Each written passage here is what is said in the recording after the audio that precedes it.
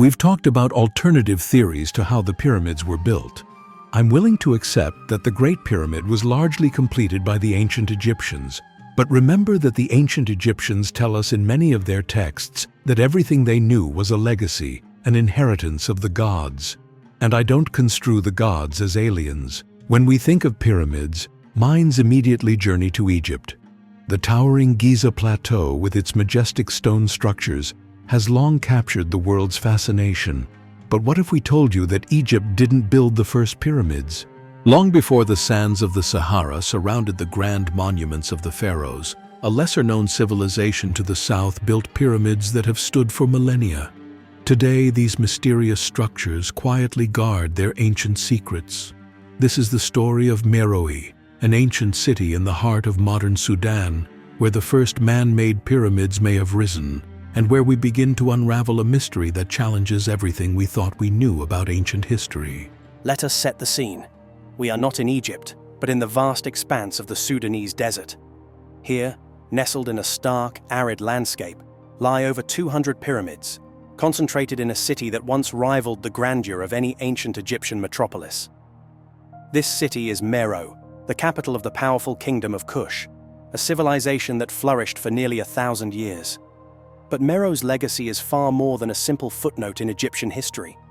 It's a place where the lines between myth, architecture, and human achievement blur into one of the greatest unsolved mysteries of antiquity.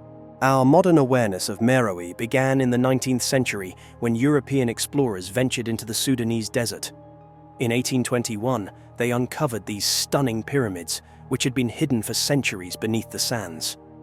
The explorers, including Frederick Cailleaud, whose Voyage à Meroe, 1826, first documented the ruins for the Western world, found a cluster of pyramids, some grand and towering, others smaller and more modest, yet all steeply angled with narrow bases, distinctly different from the broad sloping forms of Egyptian pyramids.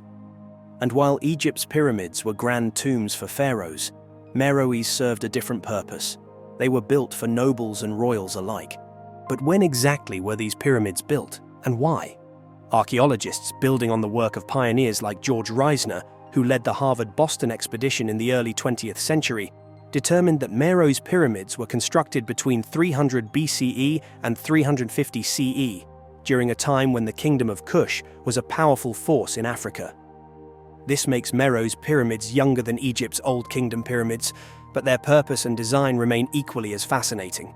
Many scholars theorize that Meroe's architectural style was influenced by earlier structures from the region, potentially dating back even further. Transporting the massive stones used to build these pyramids was no small feat.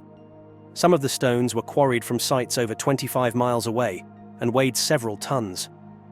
How could an ancient civilization, lacking modern tools and technology, achieve such monumental tasks?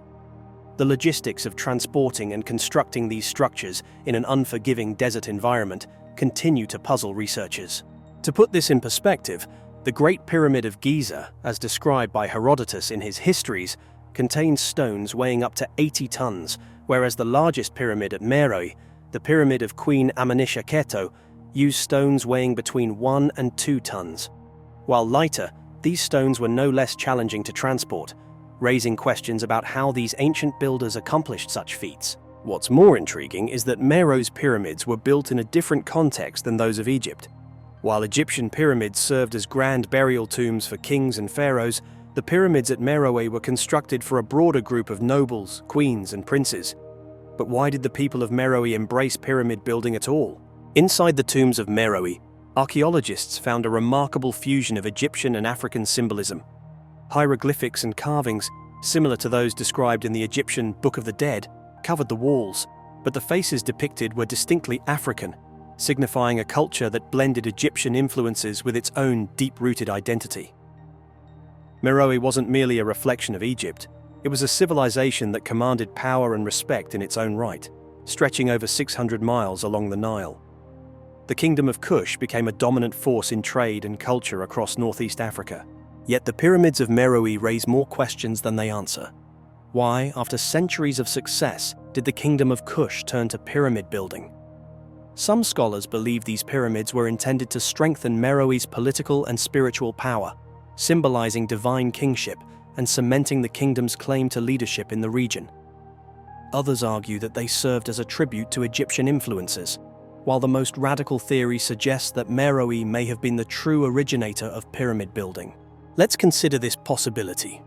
Recent archaeological evidence has revealed older, smaller pyramid-like structures in Sudan, dating as far back as the 8th century BCE, long before the construction of Egypt's famous monuments. These burial mounds, known as tumuli, could have evolved into the grand pyramids we see at Meroe today. Could it be that Egypt's most iconic structures were influenced by the Kushites, rather than the other way around? It's a theory that challenges the traditional narrative of history, suggesting that Meroe's civilization may have pioneered innovations long before their Egyptian neighbors. As we dig deeper into the sands of history, the mysteries surrounding Meroe's pyramids only grow. Could the origins of pyramid building lie not in Egypt, but in this forgotten kingdom to the south? Meroe was more than just a city of pyramids. It was a thriving center of industry and trade, with remarkable advancements that rivaled many other ancient civilizations. One of Meroe's most significant achievements was its mastery of ironworking.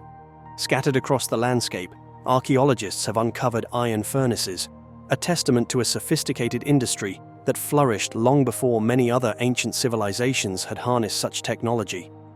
This begs the question: how did the Kingdom of Kush develop these advanced techniques? Some believe that the iron was used to forge weapons, providing the Kushite warriors with a formidable edge in battle. Others argue that Meroe's iron was used for agricultural tools, enabling the cultivation of vast swaths of fertile land along the Nile and allowing the kingdom to sustain its growing population.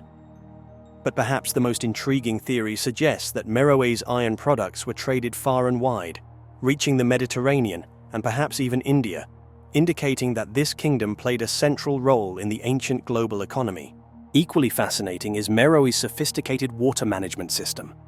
Archaeologists have discovered an elaborate network of reservoirs and dams, known as hafirs, that allowed the people of Meroe to control the seasonal floodwaters of the Nile, ensuring a stable supply of water for agriculture.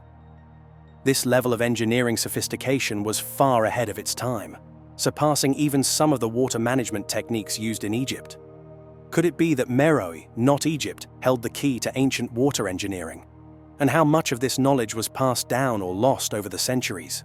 But perhaps the most valuable treasure Meroe has to offer is not gold or jewels, but knowledge, the understanding of an ancient world that continues to challenge everything we thought we knew about history. The pyramids of Meroe may not be as famous as the pyramids of Giza, but they are more numerous and cover a broader landscape that once teemed with life and activity. The construction techniques, while different, display an ingenuity that rivals that of Egypt's builders. And while Egypt's pyramids were built for a select few god-kings, Meroe's were designed for a wider range of society, reflecting a more diverse and inclusive social structure. If you enjoyed this video, then you're going to love our next adventure. Get ready to have your mind blown. A new discovery is turning everything we thought we knew about the Ice Age upside down.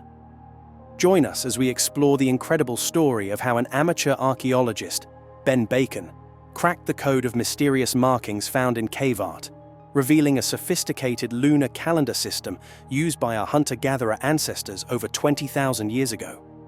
This predates any other known writing system and proves that Ice Age people were far more advanced than we ever imagined. Learn about the groundbreaking research, the brilliant mind of Ben Bacon, and what this means for our understanding of human history. It's a story that will rewrite the textbooks.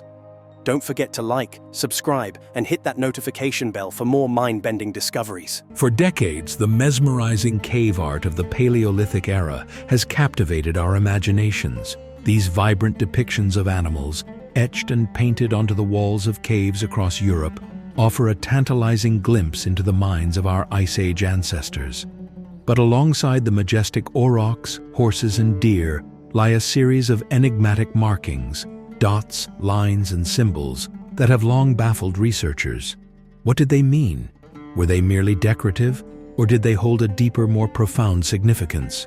A recent groundbreaking study, spearheaded by an unlikely hero, a furniture conservator named Ben Bacon, has cracked the code, revealing a sophisticated system of proto-writing that predates any other known writing system by at least 20,000 years. This discovery is rewriting our understanding of early human cognition and pushing back the timeline of symbolic communication.